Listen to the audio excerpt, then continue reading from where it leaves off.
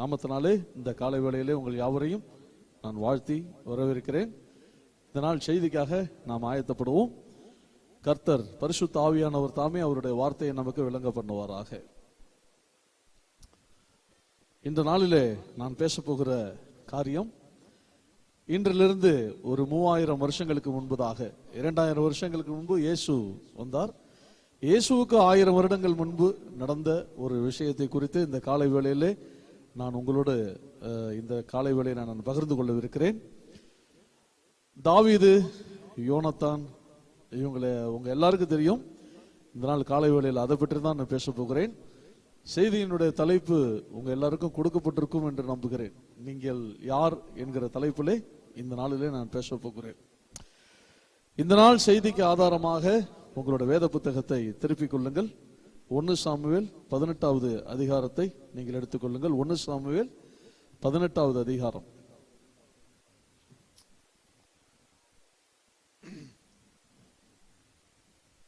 நமக்கெல்லாம் நன்றாக தெரியும், சாமுவேல் தீர்க்கதரிசி தாவீதினுடைய வீட்டுக்கு சென்று தாவீதை அபிஷேகம் பண்ணினார் இஸ்ரவேலின் ராஜாவாக இருக்கும்படியாக. அதுக்கு பிறகு தாவீது ஆடு மேய்க்கிற பணியிலே தொடர்ந்தார். ஒரு நாள் தாவீதினுடைய தகப்பன் தாவீதை அழைத்து, தன்னுடைய அண்ணன்மார்கள், தாவீதினுடைய சகோதரர்கள் யுத்தத்தில் இருக்கிறார்கள், அவர்களுக்கு உணவு கொடுத்து வர வேண்டும் என்று சொல்லி தாவீதினுடைய தகப்பன் தாவீதை யுத்தம் நடக்கிற இடத்துக்கு அனுப்பினார். இது நம்ம எல்லாருக்கும் தெரியும். தாவீது சாப்பாடு கொடுக்க தான் அங்க போனார். ஆனா அங்கே பார்க்கும்போது ஒரு பெலிஸ்தியன், ஒரு 10 அடி உயரத்தில் ஒரு மிகப்பெரிய பெலிஸ்தியன் வந்து இஸ்ரவேலினுடைய தேவனை நிந்தித்ததை பார்த்து தாவீது மகா கோபம் உண்டவனாகி, அவன் மிகுந்த கோபம் அடைந்து, இஸ்ரவேலின் தேவனை நிந்திக்க இவன் யார் என்று சொல்லி வைராக்கியம் கொண்டு அவன் அந்த பெலிஸ்தியனை கொன்று போட்டான். இது நம்ம எல்லாருக்கும் தெரியும். அந்த பெலிஸ்தியன் பேர் என்னது? கோலியாத். இது நம்ம எல்லாருக்கும் தெரியும். அந்த கோலியாத்துக்கு பிறகு கோலியாத்தை அவன் அழித்ததை பார்த்து சவுல் அவன் மேல ரொம்ப ஒரு இம்ப்ரெஸ் ஆகி அவனை என்ன செய்தான் என்றால் தன்னுடைய வீட்டுக்கு அழைத்து சென்று கொஞ்ச நாள் அவன் அங்கேயே வைத்திருந்தான். அப்படி வைத்திருக்கும் போது சவுலினுடைய மகனுக்கும் இந்த தாவீதுக்கும் ஒரு அருமையான ஃப்ரெண்ட்ஷிப் ஒன்று உண்டானது, ஒரு சிநேகத்துவம் ஒன்று உண்டானது. அதை பற்றி தான் 1 சாமுவேல் 18ஆம் அதிகாரத்திலே சொல்லி இருக்கிறது. முதல் 2 வசனங்களை மாத்திரம் யாராவது வாசிப்போம். 1 சாமுவேல் 18ஆம் அதிகாரம் முதல் 2 வசனங்கள்.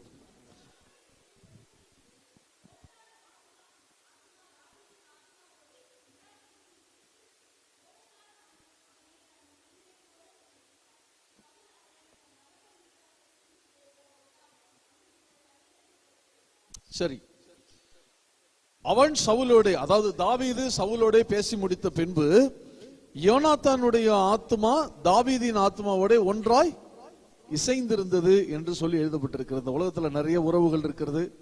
தாய் தகப்பன், தகப்பன் மகள், கணவன் மனைவி, அண்ணன் தங்கை, சகோதரர்கள், இப்படி பல உறவுகள் உலகத்தில் இருக்கிறது.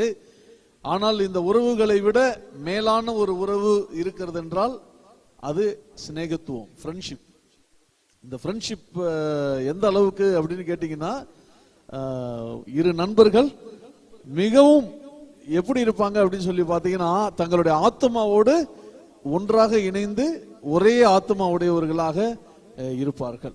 இப்படி அநேக ஃப்ரெண்ட்ஷிப்பை நாம் இன்றைக்கு சமுதாயத்திலே பார்த்து வருகிறோம். நிறைய பேர், உங்களுக்கும் நிறைய பேர் இப்படி ஒரு நண்பர்கள் இருப்பார்கள். நான் சொல்லிட்டு இருக்கும் போதே உங்களுக்கு இந்நேரத்தில் உங்களுடைய நண்பர்களை நீங்கள் நினைவு கூறலாம். அந்த அளவுக்கு நண்பர்கள் என்பவர்கள் மிகவும் சிறப்பானவர்கள்.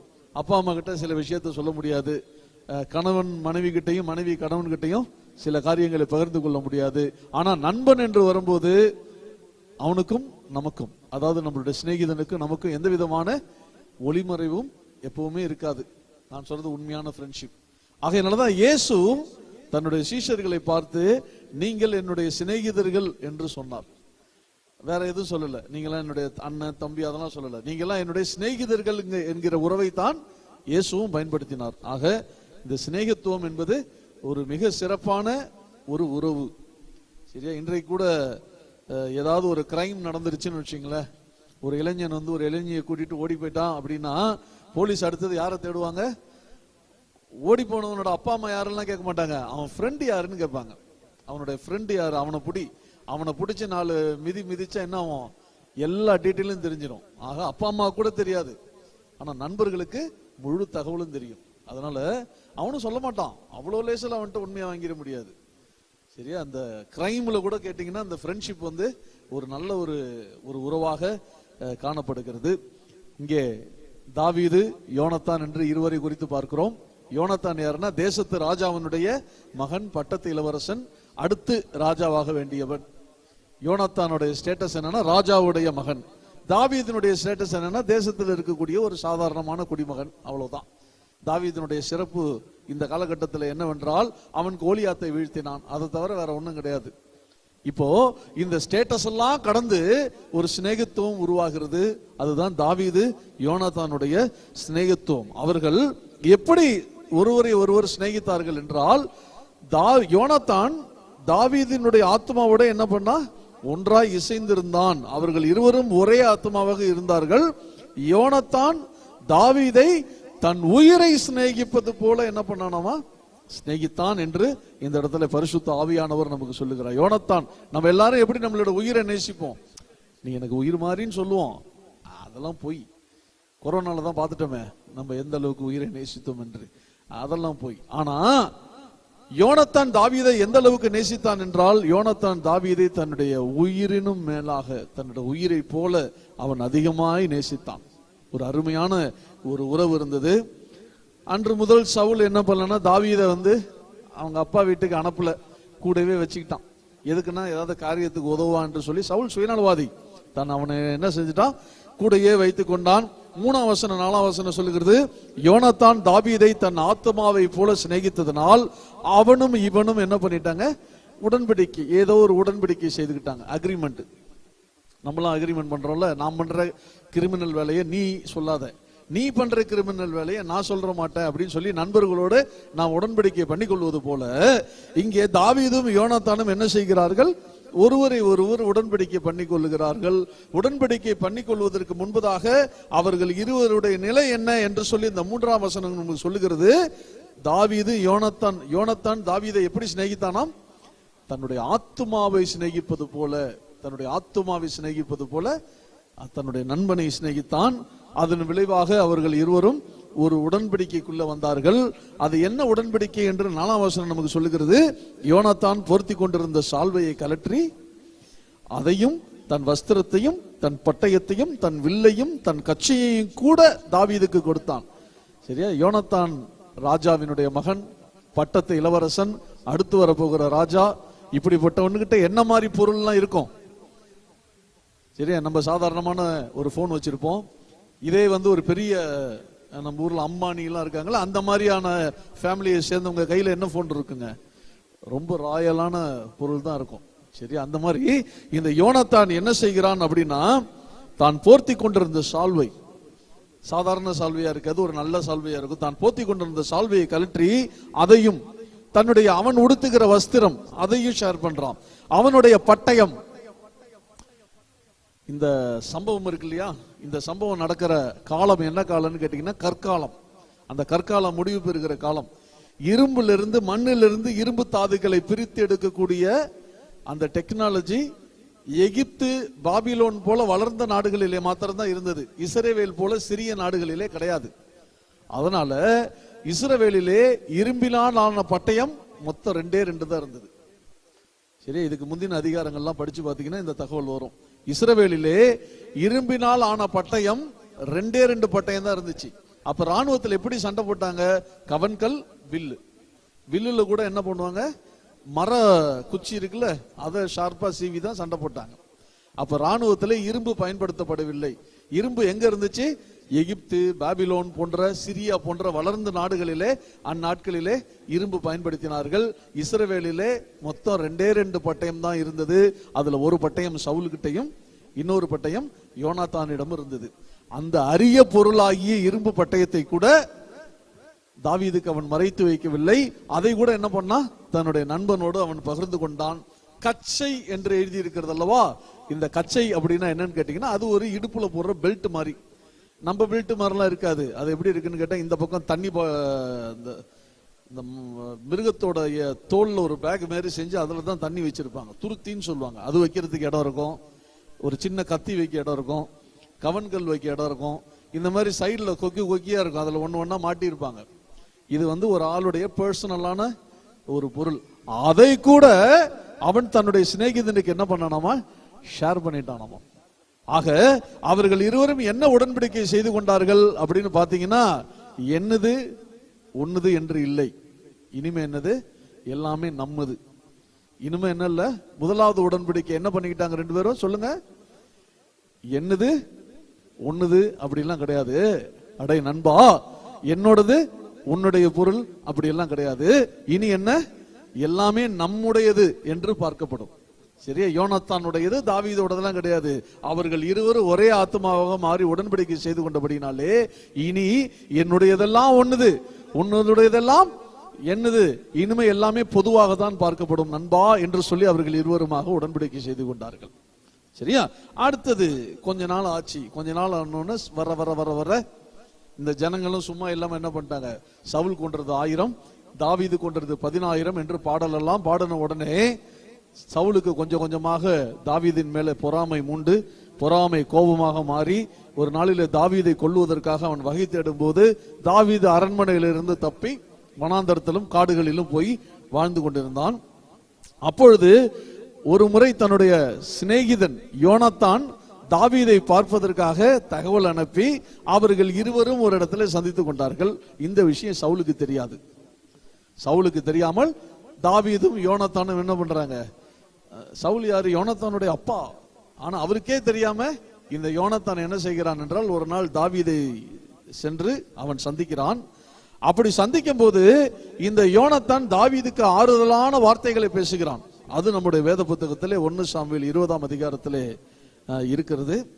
14-15 வசனங்களை யாராவது ஒருவர் சத்தமாக வாசிக்க கேட்போம். இல்ல 14-15.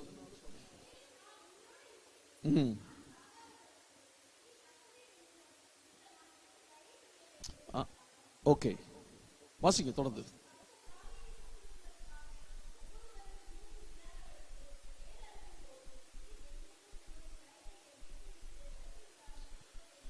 இந்த தாவீதும் யோனத்தானும் ரொம்ப நாள் கழித்து அவர்கள் இருவரும் ஒரு வனாந்தரத்திலே ஒரு ரகசிய இடத்திலே இருவரும் சந்திக்கும் போது இந்த யோனத்தானும் தாவீதும் ஒருத்தரை ஒருத்தர் பார்த்து அழுகிறார்கள். ரொம்ப நேரம் அழுகிறாங்க. நம்மளாம் எப்படி இருந்தோம் அரண்மனையில, இன்றைக்கு என்னுடைய தகப்பன் உன்னை கொல்ல வழி தேடுகிறபடினாலே இன்றைக்கு நீ வனாந்தரத்திலே கஷ்டப்படுகிறாயே என்று சொல்லி இருவரும் ஒருவர் பார்த்து அழுத உடனே இந்த யோனத்தான் தாவீதினுடைய தோள்ல தட்டி, நண்பா கவலைப்படாதே, ஒரு நாள் வரும், அந்த நாள் வரும்போது கர்த்தர் என்ன செய்வார் என்றால் உன்னை ராஜாவாக்குவார். அப்படி ராஜாவாக்கும் போது நான் சாகாதபடிக்கு, யோனத்தான் கேட்கிறான், நான் சாகாதபடிக்கு கர்த்தர் நிமித்தமாய் நீர் எனக்கு தயவு செய்ய வேண்டும், செய்வாயா? தாவீதுக்கு என்னாச்சுன்னா, சாமுவேல் தீர்க்கதரிசி அபிஷேகம் பண்ணிட்டு போன பிறகு தாவீதுக்கு ஒரே கஷ்டம் வாழ்க்கை முழுக்க. அதனால அவன் ராஜா ஆவான்கிற நம்பிக்கை அவனுக்கே இல்லாத ஒரு சமயத்துல அவனுடைய நண்பனான யோனத்தான் நம்பினான், ராஜ்யத்தை நம்முடைய தகப்பனிடத்திலிருந்து பிடுங்கி கர்த்தர் இவனுக்கு கொடுப்பார். தாவீதே நம்பல, ஆனா யோனத்தான் நம்பினான். அதனால அவன் சொல்றான், நண்பா தாவீது, நீர் என்ன செய், ஒரு நாளைக்கு நீ அரியணையில அமர்வாய், அப்படி அரியணையில அமரும் போது நீர் எனக்கு தயவு செய்ய வேண்டும் என்று சொல்லி அவனிடத்துல வேண்டிக் கொள்ளுகிறான்.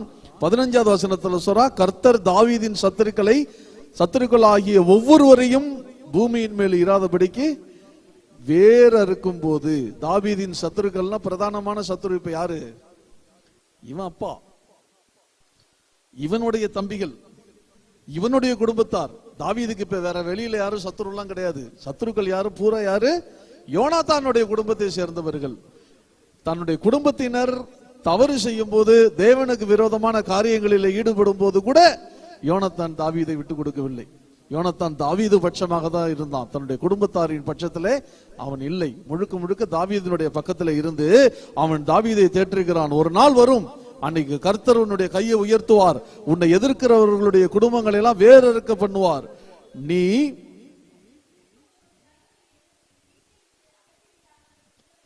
ஆமா, அப்படி ஒரு நாள் வரும்போது நீர் என்ன பண்ண வேண்டும், உம்முடைய தயவை, நான் ஒருவேளை இல்லைன்னா கூட என்னுடைய வீட்டார் இருப்பாங்க, அவங்க கிட்ட நீ என்ன செஞ்சிடக்கூடாது, பழிக்கு பழி வாங்கிவிடக் கூடாது.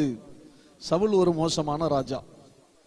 அவன் ராஜாவாகி 40 வருஷம் இஸ்ரவேலின் மேல் ராஜாவாக இருந்தான்.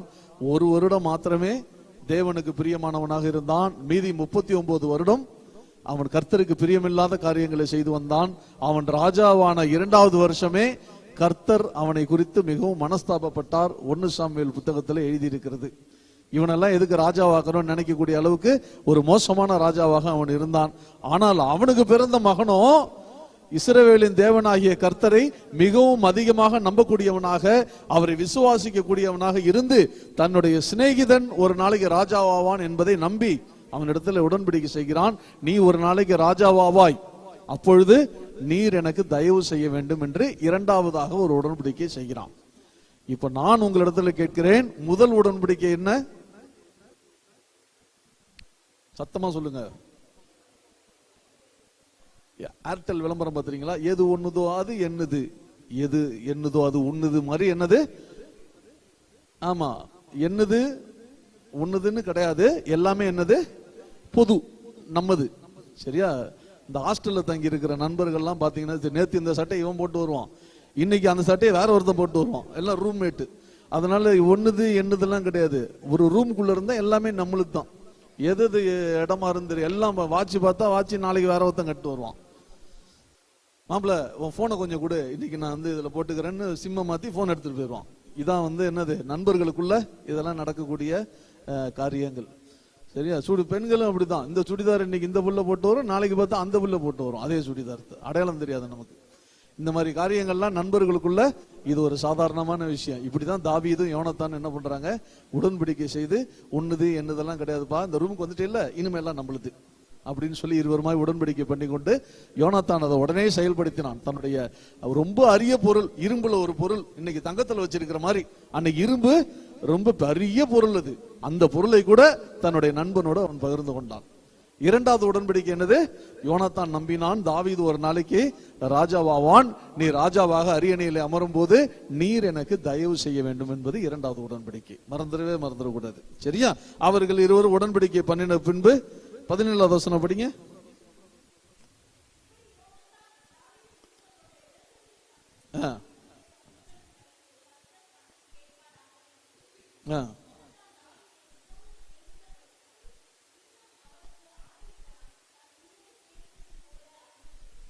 இப்படி தாவீதும் யோனத்தான் என்ன பண்றாங்க, உடன்படிக்கை பண்ணி கொண்டார்கள்.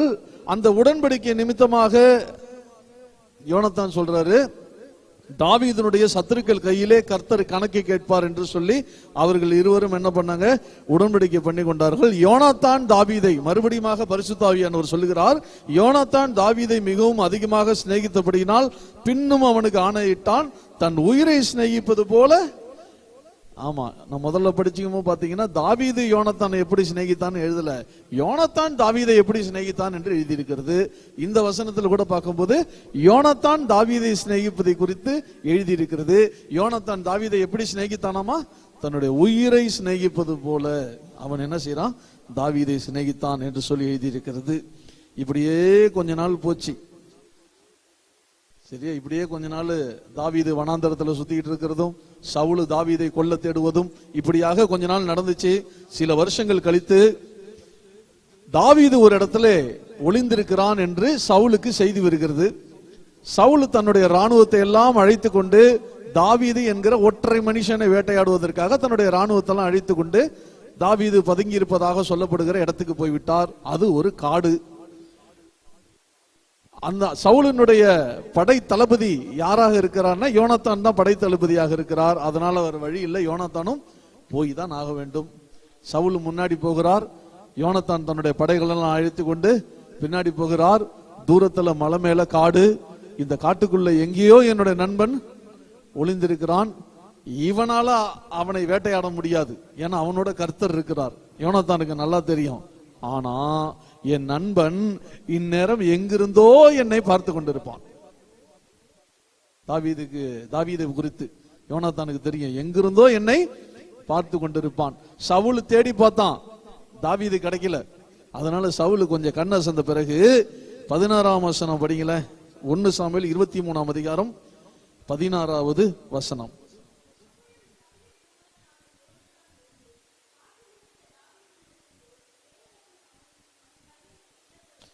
அப்போது சவுலின் குமாரன் ஆகிய யோனத்தான் ரொம்ப ரிஸ்க் எல்லாம் எடுக்கல. சரியா, சவுல் ரொம்ப ரிஸ்க் எடுத்து பயங்கரமா தேடி பார்த்தான். தாவீது ஒண்ணுமே கிடைக்கல. கர்த்தர் அவன் கையில கொடுக்கவே இல்லை. அவனால முடியல. அவன் ராஜாவா இருக்கட்டும், ஆனா அவனால முடியல. ஆனா அவனோட யோனத்தான் மகன் இருக்கான யோனத்தான் ஒரு ரிஸ்க்கும் எடுக்கல. சிம்பிளா எழுந்து போனா காட்டில் இருக்கிற தாவீதை போய் ஈஸியா பார்த்துட்டான். ஏன்னா தாவீதனுடைய கண்ணு ஃபுல்லா யோனத்தான் மேலே இருக்கும். யோனத்தானுடைய கண்ணு இங்கதான் எங்கேயோ நண்பன் இருக்கான், என்ன பார்த்துக்கிட்டு தான் இருக்கிறான் அப்படின்னு சொல்லி சிக்னல் கொடுத்து அவர்கள் இருவருமா என்ன பண்றாங்க, ரொம்ப ஈஸியா சந்திச்சாங்க. சந்திச்ச உடனே இந்த யோனத்தான் என்ன செய்யறான், தேவனுக்குள் அவன் கையை திடப்படுத்தி என்று எழுதியிருக்கிறது. தாவீதுக்கு கூட என்ன இல்ல, நம்ம ராஜாவோங்கிற நம்பிக்கை இல்லாத காலத்துல தாவீதை உற்சாகப்படுத்தினது யாரு, யோனத்தான் உற்சாகப்படுத்தினான். 17வது வசனத்துல என்ன சொல்றான் கொஞ்சம் வாசிங்களா. நீர் பயப்பட வேண்டாம், என் தகப்பனாகிய சவுல் தலைக்கீழ நின்னாலும் என்ன செய்ய முடியாது, அவன் இஸ்ரவேலுக்கு வேணா ராஜாவா இருக்கலாம், அவன் கர்த்தருக்கு ராஜா கிடையாது, அவனுடைய கை உம்மை கண்டுபிடிக்காது. நீர் ஒரு நாளைக்கு இஸ்ரவேலின் மேல, இத சொல்றது யாரு தெரியுமா, அடுத்தது ராஜாவாக வர வேண்டியவர் சவுலினுடைய மூத்த குமாரன் யோனத்தான். சவுலினுடைய மறைவுக்கு பிறகு அடுத்தது ராஜ சிம்மாசனத்துல அமர வேண்டிய யோனத்தான் சொல்லுகிறார், அவனுடைய சிநேகிதனுக்காக கச்சையை கழட்டி கொடுப்பது போல அந்த சிம்மாசனத்தையும் கொடுத்து விட்டான். நீர் ஒரு நாளைக்கு இஸ்ரவேல்ல என்ன பண்ணுவீரு, ராஜாவா இருப்பீரு. அப்பொழுது வாசிங்க,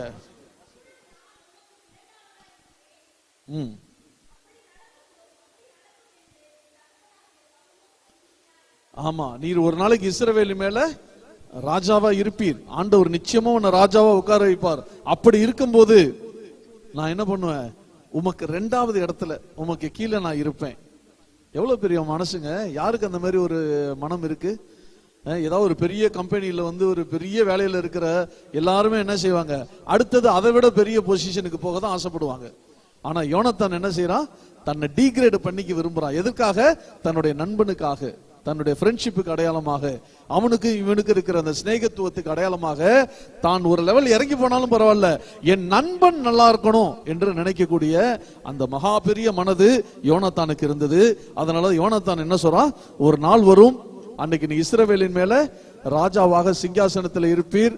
நான் என்ன செய்வேன், உங்களுடைய சிங்காசனத்துக்கு கீழே இருக்கக்கூடிய இடத்துல நான் உமக்கு 2வதாக நான் இருப்பேன்.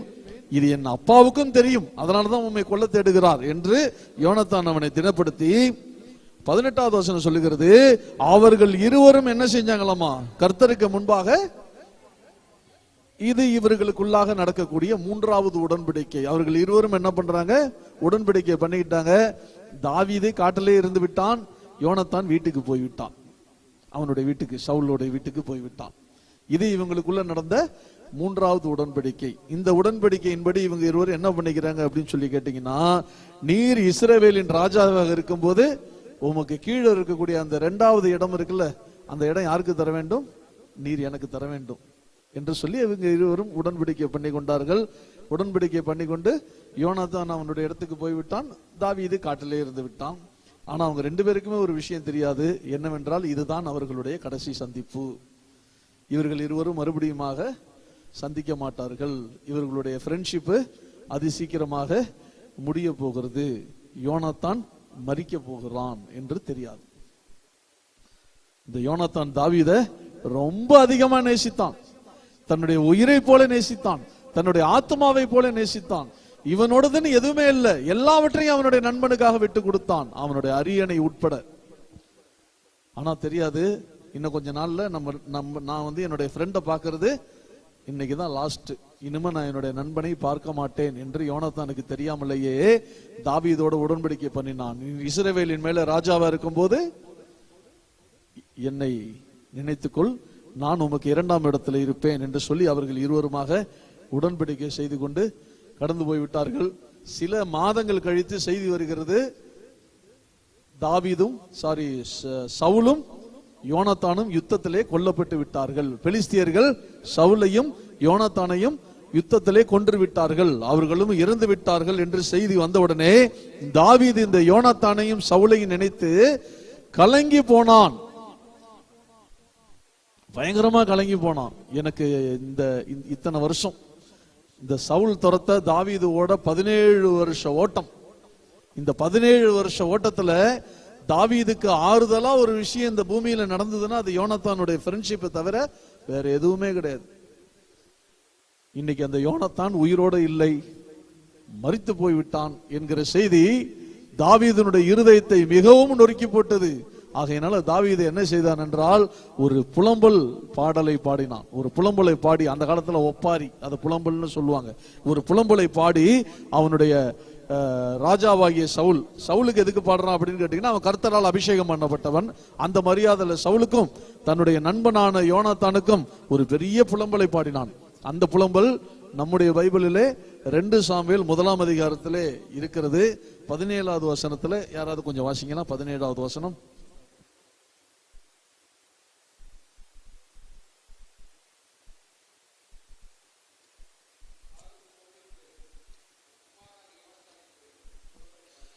தாவீது சவுலின் பேரிலும் அவன் குமாரனாகிய யோனத்தானுடைய பேரிலும் புலம்பல் பாடி ஒரு நீண்ட நெடிய பாடலை பாடுகிறான். அது நமக்கு வேண்டியதில்லை. அதுல 26வது வசனத்தை மாத்திரம் வாசிப்போமே.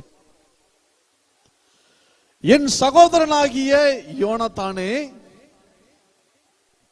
அதாவது நம்ம இதுக்கு முன்னாடி 2-3 வசனங்கள் படிச்சோம், 2-3 பகுதிகள் படிச்சோம். அதுல எங்கேயுமே தாவீது யோனத்தானை சிநேகித்ததாக எழுதியில்லை. யோனத்தான் தாவீதை எப்படி சிநேகித்தான் என்று மாத்திரமே எழுதியிருக்கிறது. ஆனால் இங்கே தாவீது யோனத்தான் மேல இருந்த அன்பை வெளிப்படுத்துகிறான். அவன் சொல்லுகிறான் என் சகோதரனாகிய. அப்ப தாவீது யோனத்தானை இவ்வளவு நாள் எப்படி பார்த்தாருங்க? அவனை இன்னொரு தாயின் மகனாக பார்க்கவில்லை, தன்னுடைய தாய்க்கு பிறந்த இன்னொரு மகனாக பார்த்து, என் சகோதரனாகிய யோனத்தானே, உனக்காக நான் என்ன பண்றேன்? வியாகுலப்படுகிறேன். தமிழ்ல வார்த்தைகள்லாம் ரொம்ப நல்லா இருக்கும். தமிழ் மொழி எபிரேய மொழி மாதிரி ஒரு தலை சிறந்த ஒரு மொழி. சரி, அந்த தமிழ் மொழியில என்னன்னு கேட்டீங்கன்னா, கவலை அப்படின்னா நார்மல், வியாகுலம் அப்படிங்கும் போது உச்சகட்ட கவலை. அது சரியா? ஆங்கிலத்துல வேறு மொழிகளிலே இதுக்கு வார்த்தை இல்லை, தமிழ்ல மட்டும்தான் இருக்கு வியாகுலம் என்கிற வார்த்தை. இந்த வியாகுலம்னா என்ன தெரியுமா? டிப்ரெஸ்ட் ஸ்டேட், ஸ்ட்ரெஸ்ல இருக்கிறாங்கன்னு அர்த்தம். நம்ம ஒரு டிப்ரெஷன் ஸ்டேட்டுக்கு போகும்போது என்ன ஆகும் அப்படின்னு கேட்டீங்கன்னா, உடம்புல இருக்கிற ரத்தம் எல்லாம் நீர்த்து போய்விடும். அதனாலதான் ரொம்ப டயர்டா தூக்கம் வரும். உடம்புல இருக்கிற ரத்தம் எல்லாம் நீர்த்து போய் வேர்வை சுரபிகள் வழியாக ரத்தம் வெளியே வரும். இதுதான் இயேசுவுக்கு நடந்தது கெத்செமனே தோட்டத்துல. இங்க அதே வார்த்தை தாவீதுக்கும் பயன்படுத்தப்பட்டிருக்கிறது. நான் என்ன செய்கிறேன்? என் நண்பா, உன்னுடைய சாவை நினைத்து நான் மிகுந்த கவலைப்படுகிறேன், மிகுந்த வியாகுலப்படுகிறேன், நான் மன அழுத்தத்தில் இருக்கிறேன். நீ எனக்கு எப்படி இருந்தாய்? வெகு இன்பமா இருந்தாய். அந்த 17 வருஷ ஓட்டத்துல அவனோட வாழ்க்கையில இருந்த ஒரு சந்தோஷமான விஷயம் என்ன அப்படின்னு பாத்தீங்கன்னா, இந்த யோனத்தான்கிற அந்த வெளிச்சம். அது மட்டும்தான். தாவீதுனோட லைஃப் ஃபுல்லா ஓட்டம், தூக்கம் கிடையாது. எப்ப பார்த்தாலும் சவுல் எப்ப வருவானோ என்று தெரியாமல் அவன் ஓடிக்கொண்டே இருக்கிறான். சவுல் துரத்தி கொண்டே இருக்கிறான். அவனை சுத்தி இருக்கிறவங்களாம் அவனை காட்டி கொடுத்து கொண்டே இருக்கிறார்கள். எங்க போவது, யாரை நம்புவது என்றே தெரியவில்லை. அவனோட வாழ்க்கை திக்கும் தெரியாமல் ஒன்றும் தெரியாமல் அவன் அங்கே இங்கே அலைமோதி கொண்டிருக்கிற நேரத்தில் அவனுக்கு ஒரே ஒரு வெளிச்சம் கிடைத்தது. அதுதான் யோனத்தானுடைய சிநேகத்துவம். அது இன்றோடு நின்று விட்டது, இனி வராது. அந்த யோனத்தான் மரித்து விட்டான், இனி அவனை காண முடியாது. அடே யோனத்தான், நீ எனக்கு வெகு இன்பமாய் இருந்தாயே, உன் சிநேகம். ஆமா, உலகத்துல 7 அதிசயம் அது இதெல்லாம் பேசுவாங்க. அதெல்லாம் விட பெரிய அதிசயம் தாவீது பார்த்த அதிசயம் என்னது? யோனத்தான்கிற ராஜாவினுடைய குமாரன் தாவீதுங்கிற சாதாரண பிரஜை ஆகிய என் மேல வைத்த அந்த சிநேகம் இருக்குதே, அது ஒரு ஆச்சரியமான ஒரு விஷயம். எப்படி நடந்துச்சு? இது ஒரு மிராக்கல் மாதிரி. இவ்வளவு ஆச்சரியமான அந்த சிநேகம், அது ரொம்ப ஆச்சரியமானது. அடுத்து இந்த சிநேகத்தை குறித்து சொல்லும் போது, ஸ்திரீகளின் சிநேகத்தை பார்க்கலும் எப்படி இருந்துச்சாமா? அதிகமா இருந்தது. அந்த ஸ்திரீகளின் சிநேகம் அப்படின்னா என்ன அப்படின்னு கேட்டீங்கன்னா, ஒரு ஆண் ஒரு பெண்ணை முதலாக பார்த்து அவங்களோட பழகும் போது, குறிப்பா என்னன்னு கேட்டீங்கன்னா, அந்த பெண் பார்க்க போகும்போது என்ன செய்வாங்க? ஒரு ஆண் ஒரு பெண்ணை அன்னைக்குதான் தன்னுடைய மனைவியை முதலாக அன்னைக்குதான் பார்ப்பார். இப்படிதான் என்னுடைய ஃப்ரெண்டு ஒருத்தர் பெண் பார்க்க போனார். அந்த பெண்ணு கிட்ட கேட்டாங்க 5 நிமிஷம் பேசணும்ட்டு. பொண்ணுகிட்ட, மாப்பிள்ளை பொண்ணுகிட்ட 5 நிமிஷம் பேசணும். அந்த 5 நிமிடம் கொடுக்கப்பட்ட உடனே 2 பேரும் போய் அப்படி நின்று பேசிட்டு வந்தாங்க. ஆனா 2 நிமிடத்திலே வந்து விட்டார்கள். 5 நிமிடம் எடுத்துக்கொள்ளவில்லை, 2 நிமிடத்திலே வந்து விட்டார்கள். 2 நாள் கழிச்சு பார்க்கும்போது அவர்கள் இருவருக்கும் லேசா பிரச்சனை வர ஆரம்பிச்சது. என்ன பிரச்சனைன்னு விசாரிக்கும் போது அந்த 2 நிமிஷத்துல இந்த பொண்ணு இவனோட எல்லா பாஸ்வேர்டையும் வாங்கிருச்சு.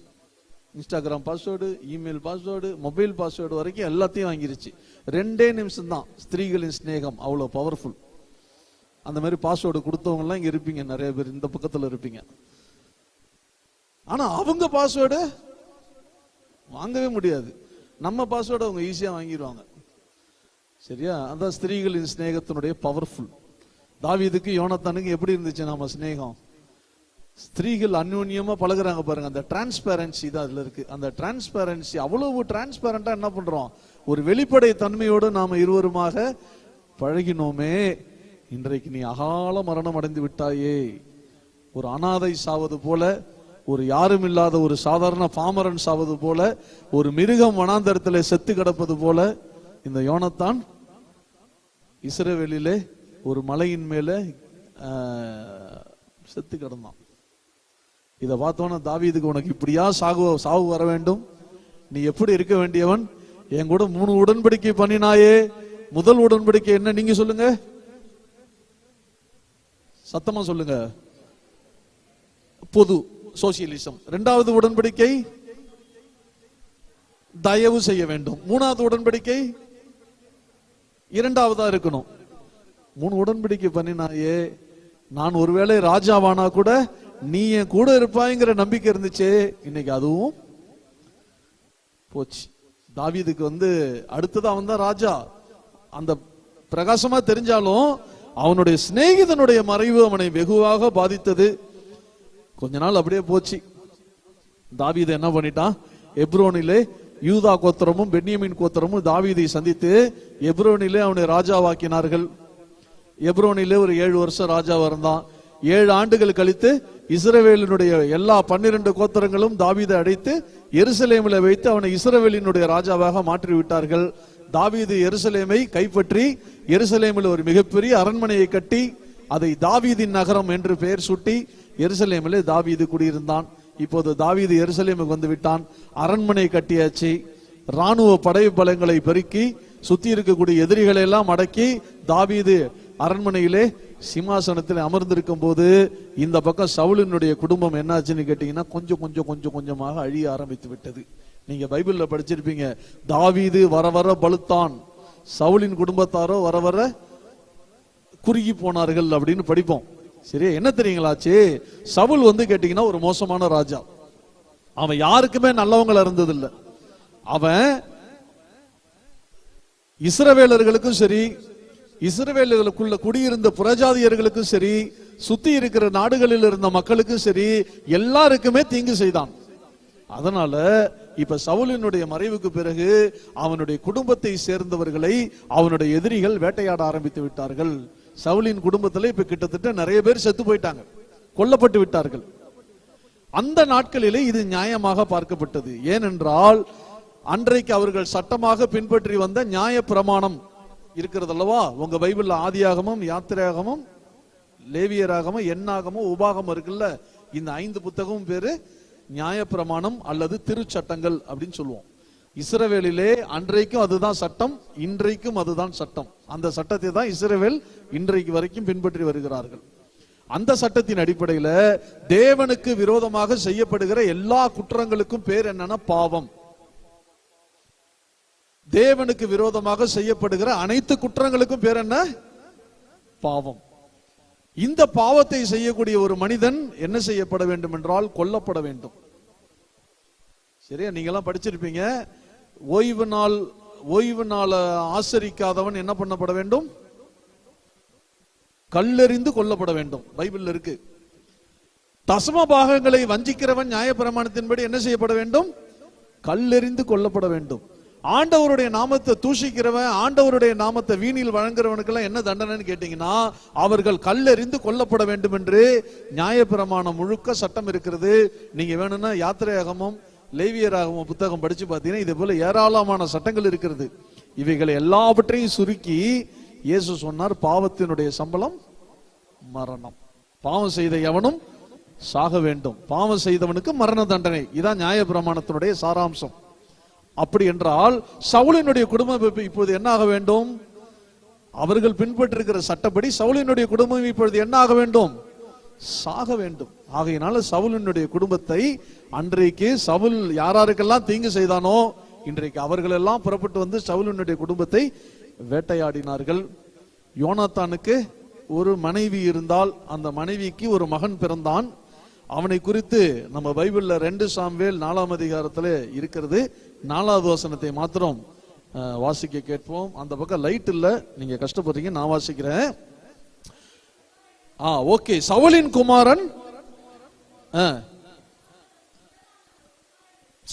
குமாரன் யோனாத்தானுக்கு 2 கால்களும் உடமான ஒரு குமாரன் இருந்தான்.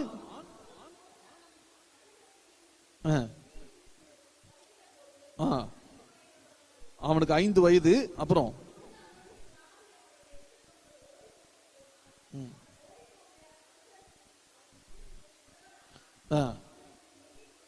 சவுலுக்கு ஒரு சவுலுடைய மகன் யோனாத்தானுக்கு ஒரு மனைவியும் ஒரு மகனும் இருந்தார்கள்.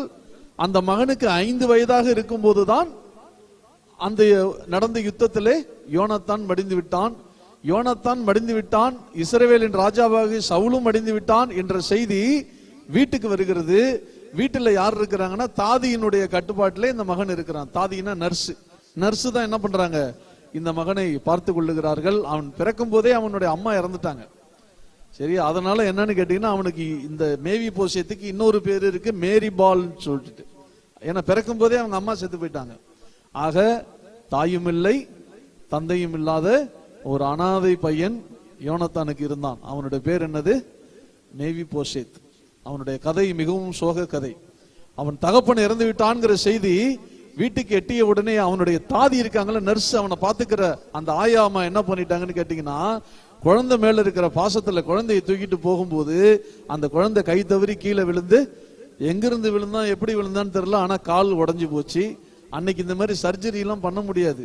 ஏன்னா இவன் அடுத்தது இவனை கொள்ள தேடுவாங்க. சவுலினுடைய மூத்த குமாரன் யோனாத்தான், யோனாத்தானுடைய மூத்த குமாரன் மேவி போஷேத். அப்ப சவுலினுடைய நேரடி வாரிசு இப்ப யாரு? இந்த மேவி போஷேத். அப்ப மேவி போஷேத்தினுடைய உயிருக்கு பயங்கரமான ஆபத்து இருந்தது. ஆகையினால அவனை காப்பாற்றுவதற்காக அவனுடைய தாதி தூக்கிட்டு போகும்போதுதான் இந்த விபத்து நடந்து மேவி போஷேத்தினுடைய 2 கால்களும் என்ன ஆயிடுச்சுங்க? முடம் ஆயிடுச்சு. அதுக்கப்புறம் அவனுடைய தாதி அவனை கூட்டிட்டு போயிட்டு இஸ்ரவேலுக்கு எருசலேமுக்கெல்லாம் வெளியில யாருக்கும் தெரியாத எங்கேயோ ஒரு கிராமத்துல வச்சு அவனை யாரு கண்ணும் படாம ரொம்ப பாதுகாப்பா வளர்த்து இன்றைக்கு அவனுக்கு ஏறத்தாழ ஒரு ஒரு 18, 19, 20 வயசு கிட்ட ஆயிடுச்சு. இன்னைக்கு அவன் வாலிபன் ஆயிட்டான். சரியா? தாதிமார் வளர்க்குறாங்க. ரகசியமான இடத்துல தான் சவுலின் பேரன் அல்லது யோனாத்தானின் குமாரன் என்று வெளியில சொல்லாமல் அவன் ரகசியமாக ஒரு இடத்துல வளர்ந்து கொண்டிருக்கும் போது எருசலேமிலே அரண்மனையிலே சிங்காசனத்தில் வீற்றிருக்கிறார் தாவீது.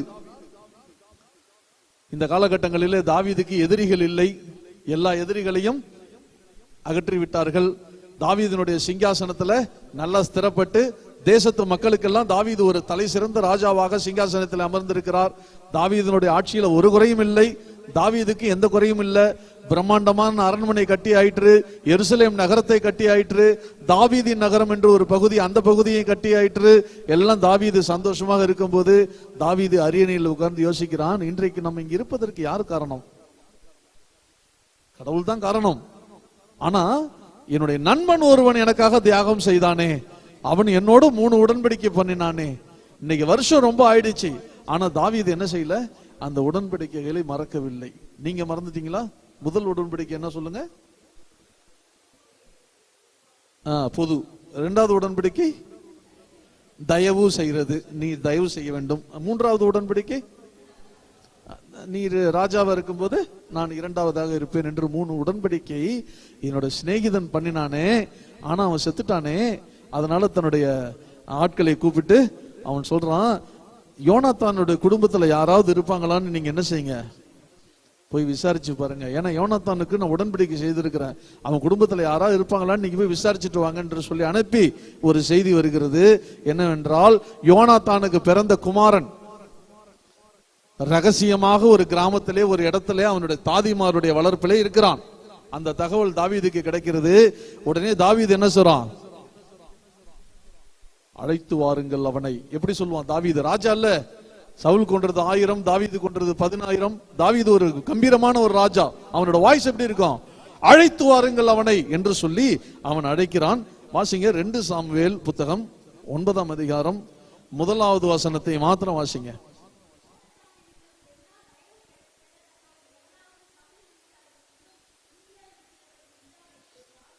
ஏன்னா இந்த காலகட்டத்தில் என்ன ஆச்சுன்னு கேட்டீங்கன்னா, சவுலுடைய குடும்பத்துல கிட்டத்தட்ட நிறைய பேரை கொன்னுட்டாங்க. சவுலுடைய மகன்மாரா இருந்தவங்க நிறைய பேர் என்ன பண்ணிட்டாங்க, எல்லாமே சுத்தி இருக்கிற எதிரிகள் வந்து வேட்டையாடி கொன்று போட்டு விட்டார்கள். சவுலின் குடும்பம் சிரித்து போயிடுச்சு, ஒண்ணுமே இல்லை அதுல. சரி, அதனால இந்த யோனாத்தான் நிமித்தம் நான் தயவு செய்ய வேண்டி இருக்கிறது, யாராவது இருக்கிறார்களா என்று விசாரிக்கும் போது ஒரு செய்தி வருகிறது. இந்த மாதிரி மேவி போசேத்துன்னு ஒருத்தர் இருக்கிறான். அவன் 2 காலும் ஹேண்டிகேப்டு. அவனை வளர்க்கறது யாரு? அவனுடைய தாதிமார் தான் வளர்க்குறாங்க. அவன் ஒருத்தர் இருக்கிறான் அப்படின்னு தாவீது சொல்றாரு, வர சொல் அவனை. இந்த நியாயப்பிரமாண சட்டத்தை ஒரு ஆள் மேல நிறைவேற்ற அதிகாரம் அன்றைக்கு யாருக்கு கொடுக்கப்பட்டது என்றால், தேசத்தினுடைய ராஜாவுக்கு. ராஜா தான் என்ன பண்ணணும்? மரண தண்டனை, தூக்கு தண்டனை, இந்த ஆண்டவருக்கு விரோதமாய் குற்றம் செய்கிறவர்களுக்கு மரண தண்டனை கொடுக்கிற உரிமை எல்லாம் அன்னைக்கு ராஜா கிட்ட தான் இருந்தது. இன்னைக்கு ராஜா தான் கூப்பிடுகிறார். யார? மேவி போசேத்த. சரி, என்னைக்குமே மேல இருக்கிறவங்க ஹம்பிளா தான் இருப்பாங்க, அந்த வால்ல இருக்கிறவங்க தான் ஓவரா ஆடுவாங்க. அதே போல தாவீதினுடைய போர் சேவகர்கள்லாம் மேவி போசேத்தினுடைய வீட்டுக்கு போய், நீர் தான் மேவி போசேத்தோ? ஆமாங்க, ராஜாவுமே அழைக்கிறார், உடனே கிளம்பு அப்படின்னு. மேவி போசேத்துக்கு என்ன ஆயிடுச்சு? கன்ஃபார்ம் ஆயிடுச்சு. ஏன்னா நியாயப்பிரமாணம் அவனுக்கும் தெரியும். நியாயப்பிரமாணத்துல என்ன இருக்கு? மேவி போசேத்தினுடைய தாத்தா பாவம் செய்தார், அது 7 தலைமுறைக்கு விசாரிக்கப்படும். ஆண்டவர் 7 தலைமுறைக்கு என்ன பண்ண மாட்டாரு? அந்த பாவத்தை மன்னிக்க மாட்டார். அப்ப மேவி போசேத் என்ன பண்ணப்பட வேண்டும்? சாக வேண்டும். நியாயப்பிரமாணத்தின்படி மேவி போசேத் கொல்லப்பட வேண்டும். இப்ப ராஜா கூப்பிடுகிறார். எதுக்கு கூப்பிடுகிறார்? கொல்ல போகிறார், தெரிந்து விட்டது. 6வது வசனம் வாசிங்களா? மேவி போசேத் இப்ப தாவீது கிட்ட வந்துட்டாரு, வாசிங்க.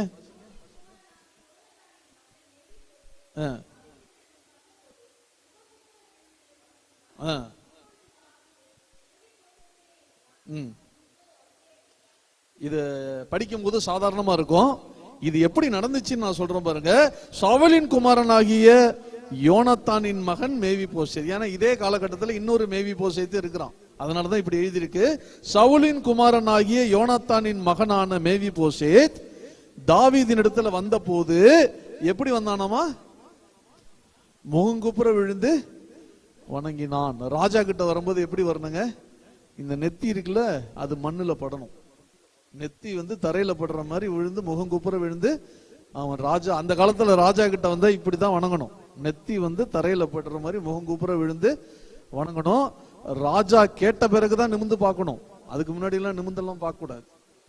அந்த காலத்துல இப்படிதான் பண்ணாங்க. மேவி போசேத் யாரு? இஸ்ரவேலினுடைய முன்னாள் ராஜாவினுடைய பேரன்.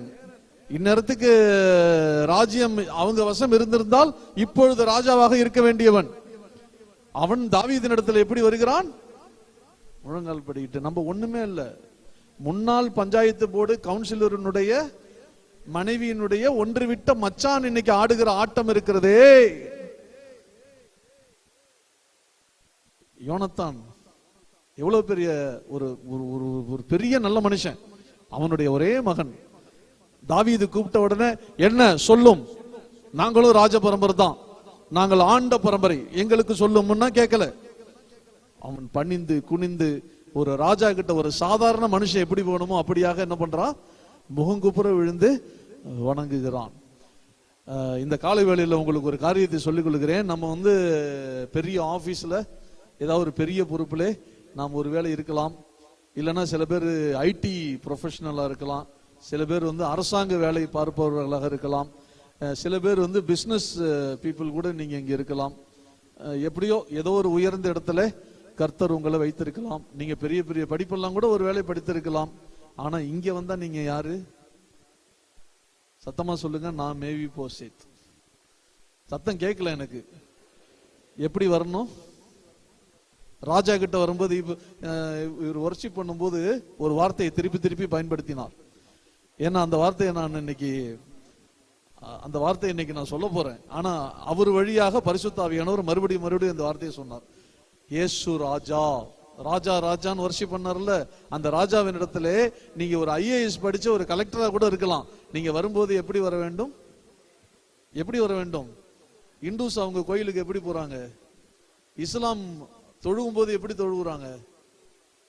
அவன் ட்ரெயின், பஸ், ஏர்போர்ட் எதா இருந்தாலும் அவன் பத்தி அதெல்லாம் டோன்ட் கேர்.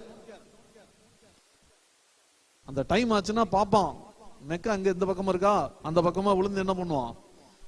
நெத்தி தரையில படுற மாதிரி அவனுடைய ஆண்டவரை தொழுது கொள்வான். இருக்கிறதுலே திமிரு தெனாவட்டா நடந்துக்கிறது யாரு? சத்தமா சொல்லுங்க. அல்லேலே சொல்லுங்க. நம்ம தானே. அப்புறம் என்னத்துக்கு? ஆண்டவரை மதிக்காம, கொஞ்சம் கூட அவருக்கு மரியாதை கொடுக்காம, ஆராதனைக்கு எத்தனை மணிக்கு வருவான்? அரசவை 8 மணிக்கு கூடுகிறது என்றால் குடிமக்கள் எத்தனை மணிக்கு வர வேண்டும்? ராஜா காத்துக்கிட்டு இருப்பாரு, போனை பார்ப்பாரு, மேகசின் படிப்பாரு. 10 மணிக்கு முதல் குடிமகன் வந்தா ராஜாக்கு எப்படி இருக்கும்? இங்க அதான் நடக்குது.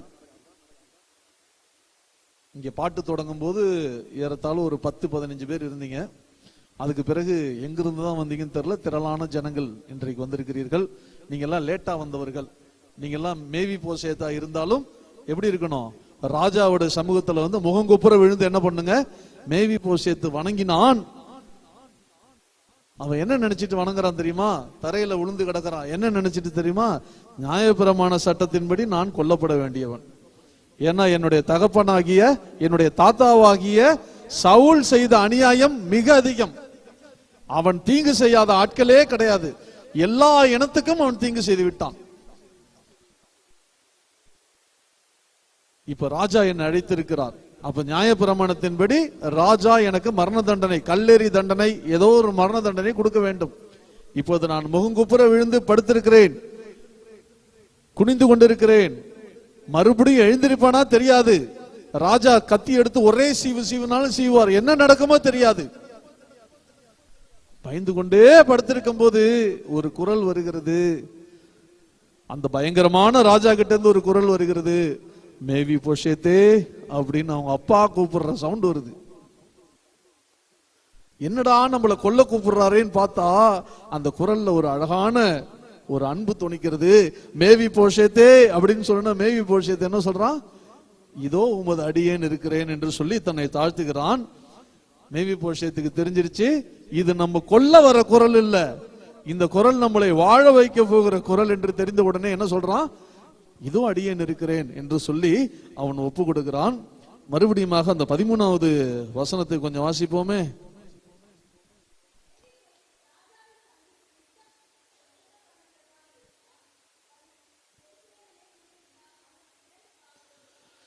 சரி, இந்த ராஜா என்ன பண்ணிட்டார் தெரியுமா? மேவி போஷேத்தேன்னு அன்பு அழைச்சி அவனை கூட்டு என்ன சொல்லிட்டாரு? இனிமே நீ எங்கேயும் போக வேண்டாம், நீ என் கூடவே இரு, இந்த அரண்மனையிலேயே இரு. என்னுடைய பிள்ளைகள்லாம் சாப்பிட வருவாங்கல்ல, அந்த பந்தியில இனிமே நீ இருக்க வேண்டும். என்னுடைய பிள்ளைகளுக்குரிய எல்லா சகல அதிகாரங்களும் உனக்கும் வழங்கப்பட வேண்டும் என்று சொல்லி அந்த 3 உடன்படிக்கைகளையும் நிறைவேற்றி விட்டான். நீங்க சொல்லுங்க, முதல் உடன்படிக்கை என்ன? ஒண்ணுது என்னதெல்லாம் கிடையாது. மேவி போஷேத்து யாருன்னா யாரோ ஒரு அனாதை பையன். ஒரு காலத்துல அவங்க பரம்பரை என்ன பண்ணாங்க? அரசாண்டாங்க. ஆனா இன்னைக்கு சாப்பாட்டுக்கு வழி இல்லாத, உயிருக்கு பயந்து ஒரு நாளும் பயந்து வாழக்கூடிய ஒரு அனாதை. தாவீது சிங்காசனத்தில் அமர்ந்திருக்கிற ராஜா. அவனை நினைக்க வேண்டிய அவசியம் கூட கிடையாது. ஆனா தாவீது நினைத்து என்ன பண்ணாங்க? இனி எனக்கு உனக்குன்னு ஒண்ணும் கிடையாது, இது உன்னுடைய வீடு, இது பொதுவானது. உடன்படிக்கை நிறைவேற்றி விட்டான். 2வது காரியம் என்ன பண்ணிட்டாங்க? தயவு செய்தான். அப்படி தயவு செய்தபடினாலே மேவி போஷேத்துக்கு எங்க இடம் கிடைத்தது? தாவீதுனுடைய வீட்டிலே தங்குவதற்கு இடம் கிடைத்தது. தாவீதுனுடைய பந்தியிலே அமர்ந்து சாப்பிடுவதற்கு அவனுக்கு இடம் கிடைத்தது. எங்கேயோ அனாதையா இருந்த மேவி போஷேத்து நம்ம செத்து போயிருவோம் நினைச்சுக்கிட்டு இருந்தான். மறுபடியும் எந்திரிப்போமான்னு பார்த்தான். தாவீதினுடைய பட்டயத்துக்கு இன்றைக்கு நாம் அழிய போகிறோம் என்று நினைத்தான்.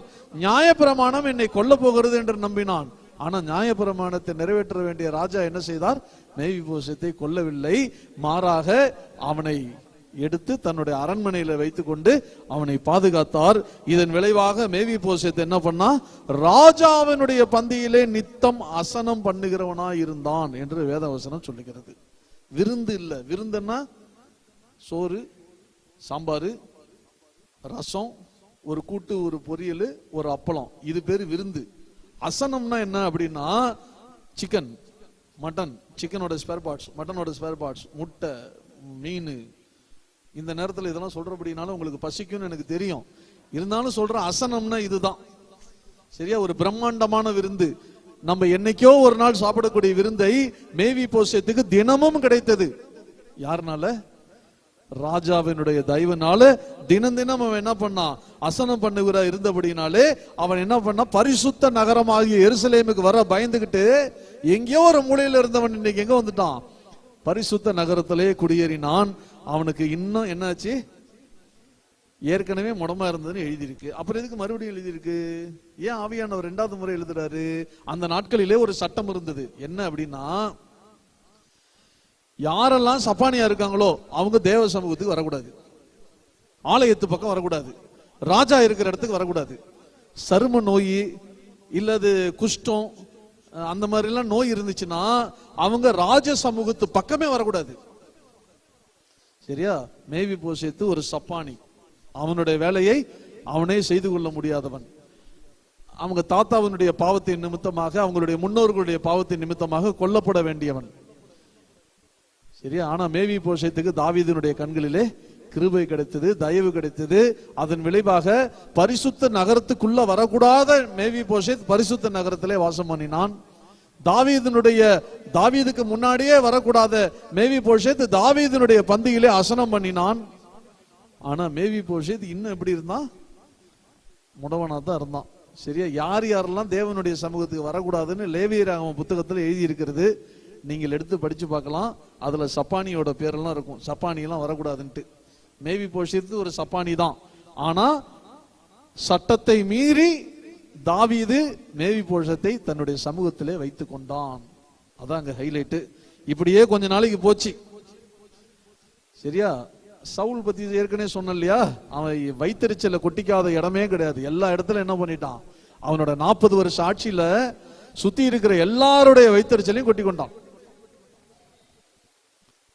இப்ப எங்கிருந்தோ ஒருத்தன் வந்திருக்கிறான். கிபியோனியர் என்று சொல்லி ஒரு மக்கள், கிபியோனைட் என்று சொல்லக்கூடிய ஒரு மக்கள் ஒரு கூட்டமா வந்து என்ன பண்றாங்க? தாவீதின் இடத்துல கேட்கிறார்கள், தாவீதே, நியாயப்பிரமாணத்துக்கு கீழ்பட்டு நடக்கிறவனே, உன்னுடைய நியாயப்பிரமாணத்தினுடைய சட்டப்படி பாவம் செய்கிறவர்கள் சாக வேண்டும். ஆகையினாலே சவுலின் குடும்பத்துல யாரெல்லாம் மீதி இருக்கிறார்களோ அவர்களை எங்கள்கிட்ட ஒப்படை என்று சொல்லி ஒரு கிபியோனியர் என்று சொல்லி ஒரு பெரிய ஜனங்கள் வந்து கேட்கிறார்கள். நியாயப்பிரமாண சட்டப்படி தாவீது என்ன செய்ய வேண்டும்? அன்னைக்கு இயேசு கிறிஸ்து எல்லாம் கிடையாது, அதனால கிருபையே கிடையாது. சட்டம்னா சட்டம் தான், கண்ணுக்கு கண் பல்லுக்கு பல், வேற பேச்சே கிடையாது. அதனால கிபியோனியர் கேட்கிற கேள்விக்கு தாவீது என்ன செய்யணும்? சவுலினுடைய குடும்பத்துல யாரெல்லாம் இருக்கிறாங்கிற டீடைல்ஸை கலெக்ட் பண்ணி எல்லாரையும் பிடிச்சு கிபியோனியர் கையில ஒப்படைக்க வேண்டும். நியாயப்பிரமாணம் அப்படிதான் சொல்லுது. ஆனா தாவீது செய்தது என்ன தெரியுமா? சவுலின் குடும்பத்தில் இருக்கிற எல்லாரையும் பிடித்தான், கிபியோனியர் கையில ஒப்பு கொடுத்தான். ஆனா யோனாத்தானை மட்டும் தனக்கு பின்னாக வைத்து மறைத்து கொண்டான். யோனாத்தானை மட்டும் அவன் காட்டி கொடுக்கல. சரியா? நியாயப்பிரமாணத்தை மீறினான். யாருக்காக? என் ஃப்ரெண்டு பையன், அவங்க அப்பா கூட நான் உடன்படிக்கை பண்ணியிருக்கிறேன், அந்த உடன்படிக்கையை நான் அவனுக்கு நிறைவேற்றி அவனுக்கு சுதந்திரத்தை கொடுத்திருக்கிறேன், அவனுக்கு என்னோட பந்தியில இடம் கொடுத்திருக்கிறேன். ஆகையினால நியாயப்பிரமாணம் சொன்னாலும் பரவாயில்லை, நியாயப்பிரமாணத்தினுடைய ஆக்கினை என் மேல வந்தாலும் பரவாயில்லை, இவனை நான் காட்டி கொடுக்க மாட்டேன், என்னுடைய சிநேகிதனுக்கு நான் துரோகம் செய்ய மாட்டேன் என்று சொல்லி இந்த யோனத்தானை மட்டும் மறைத்து கொண்டான். சரியா? வாசிங்க, நம்ம பைபிள் இருக்குது 2 சாமுவேல் 21ஆம் அதிகாரம் 7வது வசனத்தை மாத்திரம் வாசிப்போமே.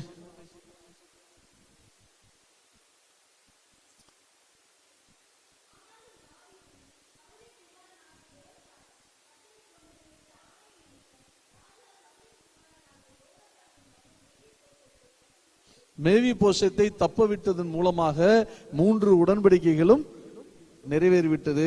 தாவீது இந்த உடன்படிக்கை நிறைவேற்றலன்னா யாரு கேட்க போறா? நம்ம பைபிள் படிக்கல, யாரு கேட்க போறா? ஜெபிக்கல, யாரு கேட்க போறா? குடும்ப ஜெபம் பண்ணல, யாரு கேட்க போறா? சர்ச்சில் வந்து வசதியான ஒரு இடத்துல உட்காந்து தூங்குனா யாரு கேட்க போறா? தாவீது அப்படி இருந்திருக்கலாம் இல்லையா? இல்ல, என்ன கர்த்தர் பார்க்கிறார்.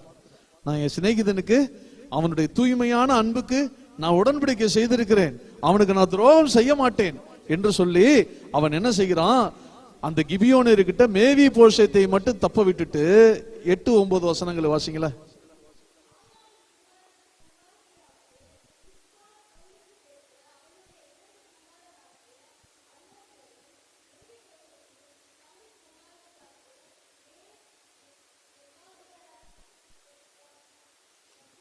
மேகோலத்தியனான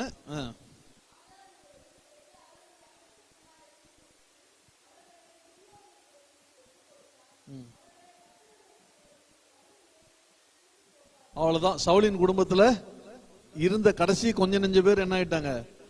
அழிஞ்சிட்டாங்க. சவுலுடைய குமாரர்கள் எல்லாம் முன்னாடியே கொண்டுட்டாங்க. சவுலினுடைய குடும்பத்துல மீதி இருந்தவங்க யாருன்னு கேட்டீங்கன்னா, சவுலுக்கு ஒரு கீப்பு ஒண்ணு இருந்துச்சு, அந்த கீப்புக்கு சில பிள்ளைங்க இருந்துச்சு. அடுத்து சவுலினுடைய மகளுக்கு ஒரு 5 பிள்ளைங்க இருந்தாங்க. இவங்க தான் பேலன்ஸ். இப்ப அந்த 5 பேரையும் தாவீது பிடிச்சு என்ன பண்ணிட்டான்? கிபியோனியர் கையில ஒப்பு கொடுத்தான். கிபியோனியர் கேட்டாங்க, தாவீது ஒப்பு கொடுத்தான். ஆனா அந்த மேவி போஷத்தை மட்டும் காட்டி கொடுக்கல, மறைச்சிட்டான். அப்ப நியாயமா தாவீது என்ன பண்ணிட்டான்? நியாயப்பிரமாணத்தை மீறி இந்த மேவி போஷத்தை காப்பாற்றினான். மேவி போஷத்து மட்டும்தான் உயிரோடு இருந்தான், மீதி பேர் எல்லாம் செத்து போயிட்டாங்க. கொஞ்ச காலம் ஆச்சு, தாவீதுக்கு பிறக்கக்கூடாத ஒரு குழந்தை ஒன்று பிறந்தது. அதனுடைய பேர் சொல்லுங்க, அப்சலோம். தாவீதுனுடைய கேரக்டருக்கு சம்பந்தம் இல்லாத ஒரு குழந்தை ஒன்று பிறந்தது, அதனுடைய பேர் அப்சலோம். அது தகப்பனுக்கு செய்த துரோகம் எல்லாம் உங்களுக்கு தெரியும். தன்னுடைய தகப்பனுடைய ஆட்சியை கைப்பற்றி தன்னுடைய தகப்பனை ஒரு அகதியை போல துரத்தி விட்டான். தாவீது அகதியை போல ஓடி போகும்போது ஒருவன் வந்தான். சரியா, ஒருத்தன் வரான். அவன் யாருன்னு கேட்டீங்கன்னா, அவன் பேரு வந்து சீபா. என்ன பேருங்க? சீபா. அவன் யாருன்னு கேட்டீங்கன்னா, சவுலுடைய வேலைக்காரன். சவுல் கிட்ட வேலைக்காரன் இருந்தவன். தாவீது மேவி போஷத்தை பார்த்து கொள்ளும்படி அவனை மேவி போஷத்து கூட தாவீது தான் அப்பாயிண்ட் பண்ணிருக்கான். அவன் என்ன சொல்றான்? மேவி போஷத்தினுடைய இயலாமையை பயன்படுத்தி தாவீதுக்கும் மேவி போஷத்துக்கு என்ன பண்றான்? தாவீது ராஜாவே, நீர் போகிறீர், ஆனா பாரு மேவி போஷத்து வரல பாரு. அவன் அப்படிதான், அவங்க தாத்தா புத்தி அவனுக்கு அப்படியே இருக்கும். நீர் அவனை நம்பாதே என்று தாவீதின் இடத்துல மேவி போஷத்தை குறித்து இல்லாதது பொல்லாதது எல்லாவற்றையும் சொல்லி தாவீது யோர்தான் நதிக்கு அப்புறத்திலே கடந்து போய்விட்டான். இதுக்கு நடுவில் அப்சலோம் கொல்லப்பட்ட பிறகு தாவீது திரும்பி வருகிறான். திரும்பி வரும்போது இந்த மேவி போஷத்தை என்ன பண்றான்? கஷ்டப்பட்டு, அவனுக்கு தான் 2 காலும் முடமாச்சே, கஷ்டப்பட்டு என்ன செய்யறான்? எதையோ எடுத்து மாட்டிக்கிட்டு அவன் தாவீதை போய் எதிரில் போய் சந்திக்கிறான். அப்ப தாவீது கேட்கிறாரு, மேவி போஷத்தே, நான் போகும்போது நீ என் கூட வரலையே அப்படின்னு கேட்கும்போது மேவி போத்தி சொல்றான், ஐயா 2 காலும் முடம். இந்த சீபா என்ன பண்ணிட்டான்? என்னை விட்டுட்டு ஓடி போயிட்டான். அதனால என்னை கூட்டு வரதுக்கு ஆள் இல்ல. தாடி மீசையும் காட்டுறான். அங்க பாரு, நீ போன நாள்ல இருந்து நான் என்ன பண்ணல? ஷேவிங் பண்ணல, துக்கமா இருந்தேன். அந்த துக்கத்தினுடைய அடையாளத்தை பாரு. இப்ப ராஜா வந்துட்டீர், எனக்கு அது போதும்ங்கிறான். வாசிங்களேன் 2 சாமுவேல் 19ஆம் அதிகாரம் 24வது வசனத்தை கொஞ்சம் வாசிங்களேன்.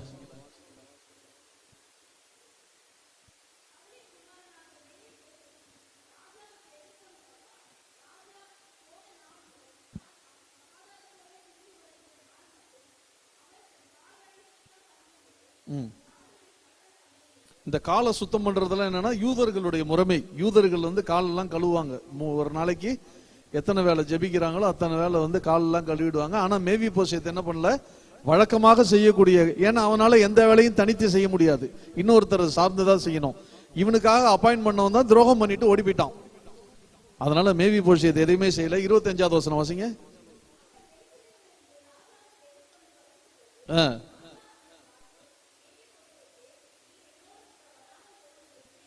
ராஜா கேட்கிறாரு, மேவி போஷத்தே, நீ என்னோட கூட வராமல் போனது என்னன்னு சொல்லி தாவீது மேவி போசேத்திட்ட வருத்தப்படும் போது மேவி போசே சொல்றாரு, இந்த சீபா ஏமாத்தின கதை எல்லாத்தையும் தாவீது கிட்ட சொல்லி கிளாரிஃபை பண்ணும் போது தாவீது சொல்றாரு, இந்த சீபா கிட்ட இருந்து எல்லாத்தையும் வாங்கி நான் அவன்கிட்ட கொடுத்துருவா அப்படின்னு கேட்கும் போது மேவி போசேத் ஒரு வார்த்தை ஒண்ணு சொல்றாரு. வாசிங்க 30ஆம் வசனம்.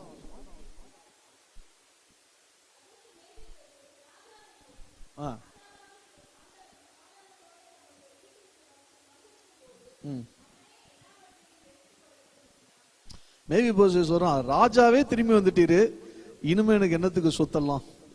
ஒரு ராஜ பரம்பரையில வந்த ஒருத்தன், சரியா, நிறைய சொத்துக்கள் அவனுக்கு இருக்கு. அவனுடைய சொத்தெல்லாம் வேலைக்காரன் ஏமாத்தி எடுத்துட்டு போயிட்டான். அவன்கிட்ட கேட்கிறாங்க, உன்னுடைய சொத்தெல்லாம் நான் மீட்டு உனக்கு கொடுக்கட்டுமா அப்படின்னு தாவீது கேட்கும் போது அவன் சொல்றான், வேண்டாம் ராஜாவே, சொத்தை வச்சுட்டு நான் என்ன பண்றது, அதெல்லாம் எனக்கு வேண்டாம். எனக்கு ஆதரவான ராஜா நீர் வந்துட்டு இல்ல, அதனால எனக்கு சொத்தெல்லாம் வேணாம், அதெல்லாம் அவனே வச்சுக்கிட்டோம், எனக்கு ராஜா ஒரு மாத்திரம் போதும் என்று சொல்லுகிறான். சவுலுடைய குடும்பத்துல எல்லாரும் செத்து போயிட்டாங்க. இந்த மேவி போசேத் மாத்திரம் உயிரோடு இருந்து அவனுக்கு குமாரர்கள் குமாரத்திகள் எல்லாம் பிறந்து இந்த பென்யமீன் கோத்திரம் தழைத்து இந்த கோத்திரத்துலதான் அப்போஸ்தலன் ஆகிய பவுல் வந்து பிறந்தார். ஒருவேளை தாவீது சட்டத்தின் அடிப்படையில் செய்யறேன்னு சொல்லி கொஞ்சம் கோவப்பட்டு இருந்தா என்ன இருக்கும்? இந்த செய்தியினுடைய தலைப்பு என்ன? சத்தமா சொல்லுங்க. நீங்கள் தான் அந்த மேவி போசேத். நியாயமாக நீங்கள் உங்களுடைய பாவத்தின் நிமித்தமாக கொல்லப்பட வேண்டியவர்கள். சரியா? மேவி போசேத் அன்னைக்கு இருந்தா, அதுக்கப்புறம் வம்சம் தலைத்தது, பவுல்லாம் வந்தாங்க, நிறைய பென்யமீன் கோத்திரத்தில் நல்ல பெரிய பெரிய ஆட்கள்லாம் வந்தாங்க. அதுக்கெல்லாம் காரணம் என்ன? இந்த மேவி போசேத் உயிரோடு இருந்ததுதான். இன்றைக்கு யாரு மேவி போசேத்? நீங்க தான் மேவி போசேத். நம்ம எல்லாருமே யாரு? பாவிகள். நம்ம எல்லாருமே இன்னைக்கு மேவி போசேத். சட்டத்தின் அடிப்படையில் நாம் எல்லாம் கொல்லப்பட வேண்டியவர்கள். தேவனுக்கு விரோதமாக நாம் செய்த பாவங்கள் அநேகம். ஆண்டவர் வாக்கு தத்தத்தில் உண்மை உள்ளவராக இன்று வரைக்கும் இருக்கிறார். ஆனா நாம் என்ன பண்ணிருக்கிறோம்? விழுந்து விழுந்து எந்திரிக்கிறோம். நாளையில இருந்து என்ன பண்ணிடுவோம்? உலகவாசி ஆயிடுவோம். அடுத்த சனிக்கிழமை மறுபடியும் விசுவாசியாக மாறுவோம். அடுத்த ஞாயிற்றுக்கிழமை விசுவாசத்தின் உச்சியில இந்நேரத்துல எல்லாம் இருப்போம். மாலை ஆன உடனே விசுவாசம் கொஞ்சம் கொஞ்சமா குறைந்து திங்கக்கிழமை என்ன ஆயிடுவோம்? பழைய வாழ்க்கைக்கு போய்விடுவோம். இப்படிலாம் நம்ம நடிக்கிறோம். கர்த்தர் பரத்துல இருந்து பார்த்து கொண்டிருக்கிறார். அவருக்கு எல்லாமே தெரியும். நம்மெல்லாம் யாரு? யாருமே தூய்மையானவர்கள் கிடையாது. நம்மெல்லாம் பரிசுத்தவான்கள் கிடையாது. நம்மெல்லாம் யாரு? சத்தமா சொல்லுங்க. தேவனுக்கு விரோதமாக குற்றம் செய்து கொண்டிருக்கிற பாவிகள். அப்ப நியாயப்பிரமாண சட்டத்தின்படி நமக்கு என்ன தண்டனை? சத்தமா சொல்லுங்க, கேட்க மாட்டேது எனக்கு. மரண தண்டனை. பாவத்தின் சம்பளமாகிய மரணத்துக்கு நாம் எல்லாம் பாத்திரவான்கள். அன்றைக்கு தாவீது ராஜா மேவி போசேத்தின் மேல கிருபை கிடைச்சது அல்லவா? இன்றைக்கு இயேசு ராஜாவினால நமக்கு கிருபை கிடைத்திருக்கிறது. நம்மளாம் இன்னைக்கு இருக்கிற மேவி போசேத். ஒரு சம்பவம் நடக்கல, நான் சும்மா சொல்றேன், நீங்க சும்மா யோசிச்சு பாருங்க. ராஜ டேபிள்ல பந்தியில போய் மேவி போசேத் உட்கார்ந்து இருக்கிறார். உணவு பரிமாறப்படுகிறது. மேவி போசேத் சொல்றா, இதுல உப்பு குறைச்சலா இருக்கு, இதுல அது இருக்கு, இதுல இது இல்ல, இதுல ஒரே குறை எனக்கு பிடிக்கல அப்படிலாம் மேவி போசேத் சொன்னா அவனை என்ன செய்யலாம்? சத்தமா சொல்லுங்க, எனக்கு கேட்கணும். எங்கேயோ ஒரு இடத்துல மூலையில எங்கேயோ குடிசையில இருந்து அநாத பையன், யாருமே கிடையாது, அவனை தாவீது அழைச்சிட்டு வந்து குளிச்சு கிழிச்சு நாயை குளிப்பாட்டி நடு வீட்டில் வைக்கிற மாதிரி தாவீது இந்த இந்த இந்த ஈனமான இவனை கொண்டு வந்து எங்க வச்சிருக்காரு? தன்னோட அரண்மனையில வைத்து அவனுடைய மேசையிலே அவனுக்கு சாப்பாடெல்லாம் கொடுத்தா இவன் என்ன செய்யறான்? இப்போ தாவீதுக்கே துரோகம் பண்றான்னு வச்சுங்க. இப்ப இவனை என்ன செய்யலாம்? என்னமா செய்யலாம்? அதுதான் இப்போ உங்களை செய்யணும். ஏன்னா இப்ப நீங்க அதான் பண்ணிட்டு இருக்கிறீங்க. புரியுதா உங்களுக்கு? ராஜா வந்து மேவி போசேத்தா இருக்க வேண்டிய, என்றைக்கோ கொல்லப்பட வேண்டிய நம்மளை எடுத்து அவருடைய அரண்மனையிலே கொண்டாந்து வைத்து அவருடைய ராபோஜன பந்தியிலே உங்களுக்கு பங்கு கொடுத்தால் நீங்கள் எத்தனை மணிக்கு வருகிறீர்கள் சர்ச்சைக்கு? ஆண்டவருக்கு விரோதமா எத்தனை நாள் பைபிள் படிக்காம இருக்கிறோம்? அவரை பத்தி அறிஞ்சிக்கணுங்கிற அறிவு கொஞ்சம் கூட இல்லாம இருக்கிற அத்தனை படத்தினுடைய அப்டேட்டும் தெரியுது விசுவாசிக்கு. ஒரு வார்த்தை பேசும்போது நடுவுல வடிவேல் ஜோக்ல இருந்து ஒரு டயலாக் வேற வருது. வசனம் தெரியறதை விட வடிவேலோட டயலாக் நமக்கு நல்ல டீடைல்டா தெரியுது. அந்த மாடுலேஷன்லாம் கூட வடிவேலு மாதிரியே வந்து அப்படியெல்லாம் கூட இன்னைக்கு பிரசங்கியார்களுக்கு கூட அந்த மாதிரி வந்துட்டாங்க. நம்மெல்லாம் மேவி போஷத்துங்க ஆண்டவருடைய சமூகத்தில் எப்படி இருக்கணும்? நெத்தி மண்ணில் படணும், முகம் குப்புற விழுந்து பணங்கி அவர் கூப்பிடுவாரு, தம்பின்னு கூப்பிட்டோன்னு ஆசையா அவரை பார்க்கணும். நியாயமா கிபியோனியர் நமக்கு சாத்தான் வரும்போது என்ன பண்ணணும்? நம்மள எல்லாம் பிடிச்சி எங்க ஒப்பு கொடுக்கணும்? யோபுவை ஒப்பு கொடுத்தது போல, பரிசுத்த ஆவியானவர் இயேசுவை ஒப்பு கொடுத்தது போல நம்மை பிடித்து என்ன செஞ்சிருக்கணும்? சாத்தான் கிட்ட ஒப்பு கொடுத்து நீ என்ன பண்றியோ பண்ணிக்கோன்னு சொல்லியிருக்கணும். ஆனா அவர் என்ன செஞ்சாரு? நம்மளை மறைச்சு வச்சுட்டாரு. நம்மளை உள்ளங்கைக்குள்ள வரைந்து வைத்து மறைத்து வைத்து நம்மளை காப்பாற்றினபடினாலே இன்றைக்கு நாம தேவ சபையாகி இந்த தர்பாரிலே வந்து என்னென்ன செய்கிறோம்? இல்லாத கேடித்தனம், கிரிமினல்தனம், பாலிடிக்ஸ், ஈகோ, இத்தனை இன்றைக்கு சபைகளுக்குள்ளே நடக்கிறது. எங்க சபையிலும் இருந்துச்சு, கொஞ்ச நாளைக்கு முன்னாடி தான் எல்லாத்தையும் வெட்டுனேன். அதனால இவைகளெல்லாம் என்ன செய்யக்கூடாது? நாம வளர்த்து கொள்ளக்கூடாது. மேவி போஷத்தை போல தாழ்மை உள்ளவர்களாக நாம நடந்து கொள்ள வேண்டும். நம்மெல்லாம் யாரு? மேவி போஷத் தான். அனாதை நாய்கள் எங்க இருக்கணும்? எங்கேயோ ஒரு மூலையில எங்கேயோ நிக்க வேண்டியவங்க. இந்நேரத்துக்கு செத்து போனா புல்லு முளைச்சிருக்கும். ராஜா இறக்கப்பட்டு நம்மளை கூட்டிட்டு வந்து எங்க வச்சிருக்காரு? கூட்டு வந்து உட்கார வச்சு பந்தியில அவருடைய போஜனத்தை புசிக்கும்படி மாசம் மாசம் பந்தி எல்லாம் கொடுத்து இப்படி வச்சா நாம என்ன செய்யக்கூடாது? நடந்துக்க கூடாது. படிப்பு, என்னுடைய மேன்மையை குறித்து நாம மேன்மை பாராட்டக்கூடாது. ராஜாவே எனக்கு கிடைத்திருக்கிறார், இனிமே எனக்கு என்னத்துக்கு சொத்து, போதும் அப்படிங்கிறது தான் தேவ பக்தி. அல்லேலூயா, ஆமென். அதனால இன்னைக்கு நம்மளாம் மேவி போஷத்தை போல தாழ்மை உள்ளவர்களாக அவருடைய சமூகத்திலே நாம நடந்து கொள்ள வேண்டும். எந்த விதமான கர்வமும் தேவனுடைய சமூகத்திலே நமக்கு இருக்கக்கூடாது. மேவி போஷத்துக்கு இருந்த தாழ்மை எனக்கு வேணும் ஆண்டவரே. ஆண்டவர்கிட்ட ஒப்பு கொடுங்க. நான்லாம் யாரு?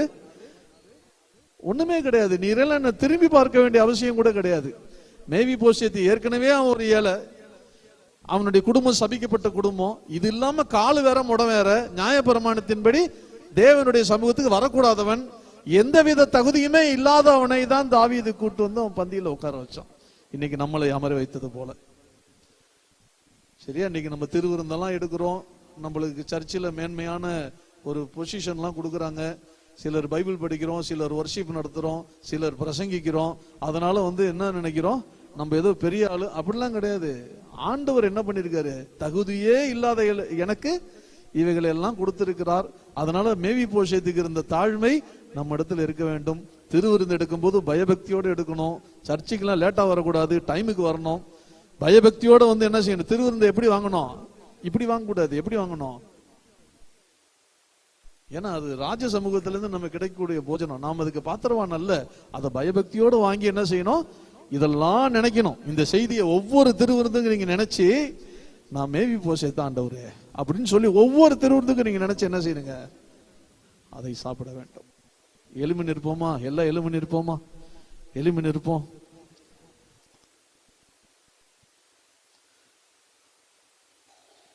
நான் சொல்றது திருப்பி சொல்றீங்களா? கொஞ்சம் கண்ணு மூடிக்கிட்டு சொல்லுங்க. நான் சொல்றது திருப்பி சொல்லுங்க. சவுல் தேவனாலே உண்டாக்கப்பட்டு சாத்தானுடைய பிள்ளையாக மாறினான். சத்தமா எல்லாரும் சேர்ந்து சொல்லுங்க.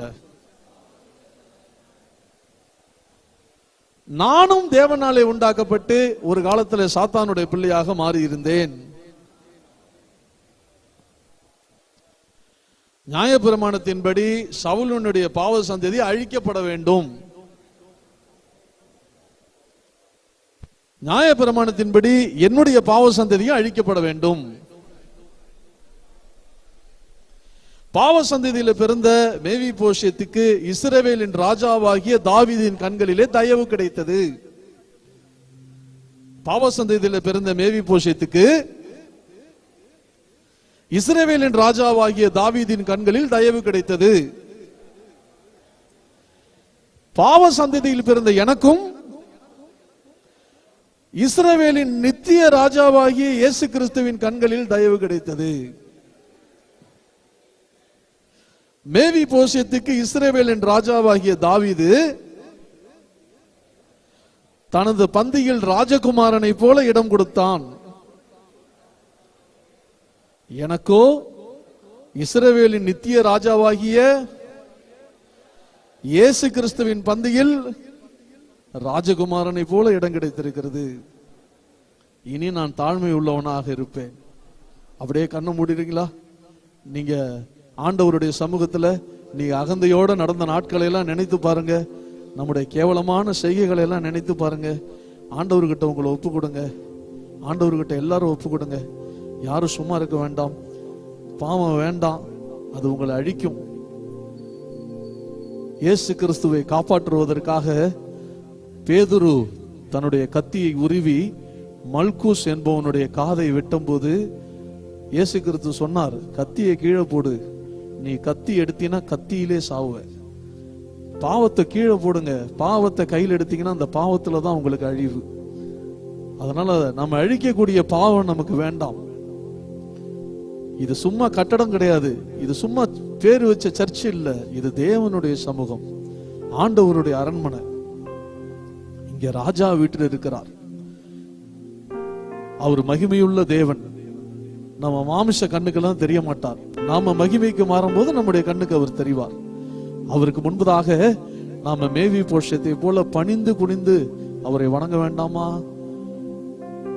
நாம ஏன் ரொம்ப மேதாவி போல நடக்கிறோம்?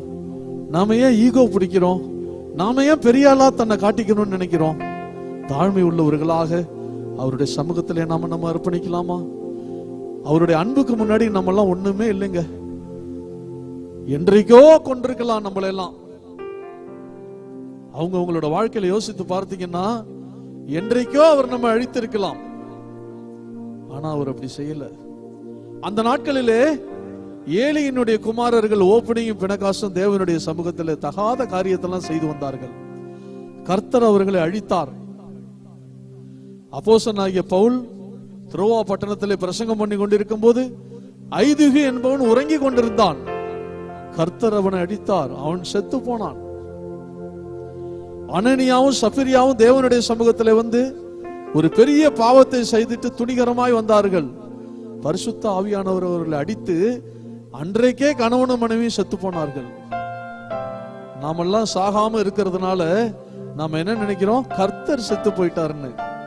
அவர் ஜீவனுள்ள தேவன். அவர் இன்றைக்கும் உயிருள்ளவராக நம் மத்தியில் அசைவாடி கொண்டிருக்கிறார். நம்முடைய இருதயத்தின் யோசனைகளை எல்லாம் அவர் இப்போது கவனித்துக் கொண்டிருக்கிறார். ஆகையினால சபையே மனம் திரும்பு.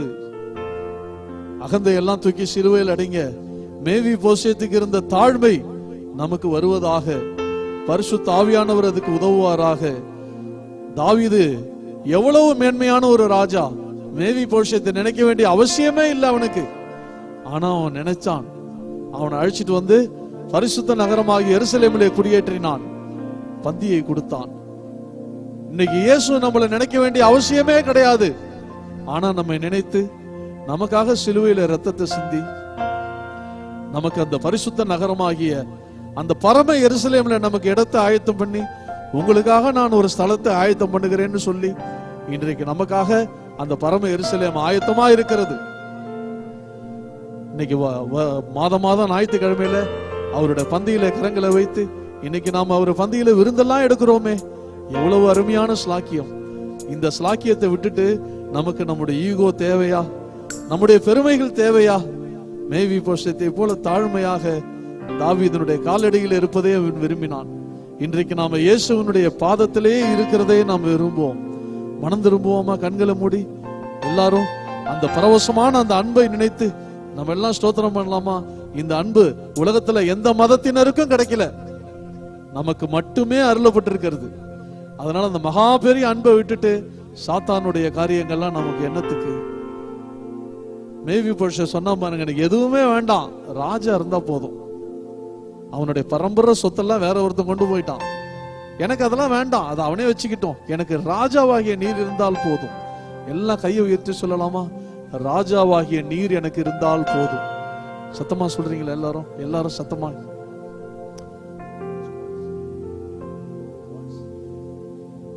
ஹல்லேலூயா, ஹல்லேலூயா. எல்லாரும் கையை உயர்த்தி, எல்லாம் கையை உயர்த்தி சொல்லலாமா?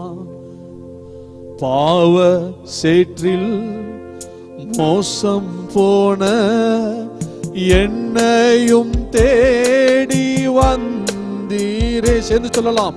பாவ சேற்றில் மோசம் போன என்னையும் தேடி என்னில் உள்ள நன்றி உள்ளம் பொங்கி வழியுதே என்னாதா. என்னில் உள்ள நன்றி உள்ளம் பொங்கி வழியுதே என்னாதா. அன்பு நிறைந்த பொன் இயேசுவே, நின் பாத சேவை என் ஆசை. எல்லாரும் சேர்ந்து சொல்லலாம். அன்பு நிறைந்த பொன் இயேசுவே, நின் பாத சேவை என் ஆசையே. உன்னதத்தை விட்டிறங்கி மண்ணில் வந்த என் நாதனே, உன்னதத்தை விட்டிறங்கி மண்ணில் வந்த என் நாதனே. நின்னடிமை நின் மகிமை ஒன்று மாத்திரம் என் ஆசையே. நின்னடிமை நின் மகிமை ஒன்று மாத்திரம் என் ஆசையே. அன்பு நிறைந்த பொன் இயேசுவே, நின் பாத சேவை என் ஆசையே. அன்பு நிறைந்த பொன் இயேசுவே, நின் பாத சேவை என் ஆசையே. ஜீவனற்ற பாவி என்னில் ஜீவனை ஈந்த இயேசுவே, ஜீவனற்ற பாவி என்னில் ஜீவனை ஈந்த இயேசுவே. உம்மை அல்லால் மண்ணில் வேறே நேசிக்கவில்லை நான் யாரையோ. உம்மை அல்லால் மண்ணில் வேறே நேசிக்கவில்லை நான் யாரையோ. அன்பு நிறைந்த பொன் இயேசுவே, நின் பாத சேவை என் ஆசையே.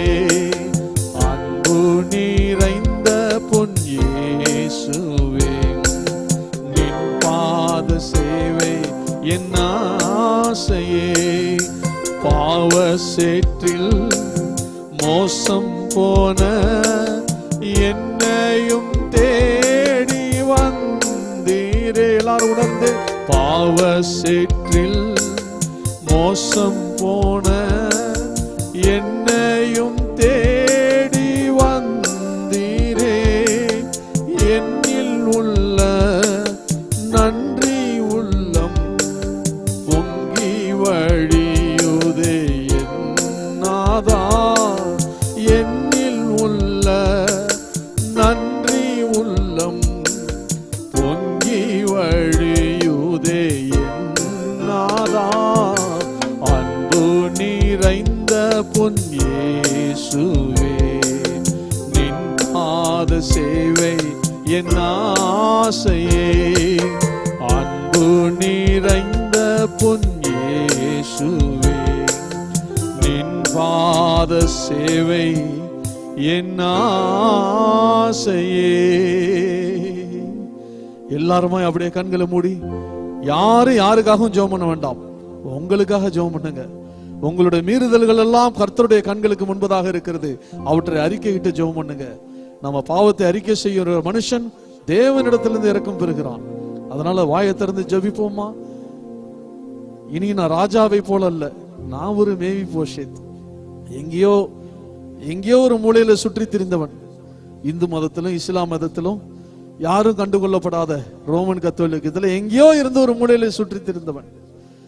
என்னை பரம எருசலேமுக்கு ஆயத்தப்படுத்தி உம்முடைய பந்தியில் இடம் கொடுத்தீரே, தாவீதை விட பெரியவர் ஆகிய இயேசுவே, உமக்கு முன்பதாக நான் முகம் குப்புற விழுந்து பணிகிறேன் ஆண்டவரே. என்னுடைய ஈகோ, என்னுடைய அகந்தை, என்னுடைய மேன்மை எல்லாவற்றையும் உம்முடைய சிலுவையில் அறைகிறேன், என்னை தாழ்த்துகிறேன். வாயை திறக்கிறீங்களா? வாயை திறந்து எல்லாரும் கொஞ்ச நேரம் உங்களுக்காக ஜெபம் பண்ணுங்க. கொஞ்ச நேரம் உங்களுக்காக ஜெபம் பண்ணுங்க. கர்த்தர் உங்களுக்கு பெரிய காரியங்களை செய்வாராக. வேதத்தில் இருக்கிற வாக்குத்தத்தெல்லாம் இனிதான் உங்களுடைய வாழ்க்கையில் வந்து பலிக்க போகிறது. நீங்கள் ஆசீர்வாதமா இருப்பீர்கள். இந்த வருஷம் உங்களுக்கு ஆசீர்வாதமான வருஷமா இருக்கும். நன்மையும் கிருபையும் உங்களிடத்துல வந்து சேரும். வாக்குத்தத்த வசனங்கள் எல்லாம் உங்கள் மேல வந்து பலிக்க போகிறது. ஒப்பு கொடுக்கிறீங்களா? வாயை திறக்கிறீங்களா? எல்லாரும் வாயை திறக்கிறீங்களா? ஒப்பு கொடுக்கிறீங்களா? Thank you lord, thank you Jesus. எல்லாரும் ஒப்பு கொடுக்கிறீங்களா? கர்த்தர் பெரிய காரியங்களை செய்ய போகிறார்.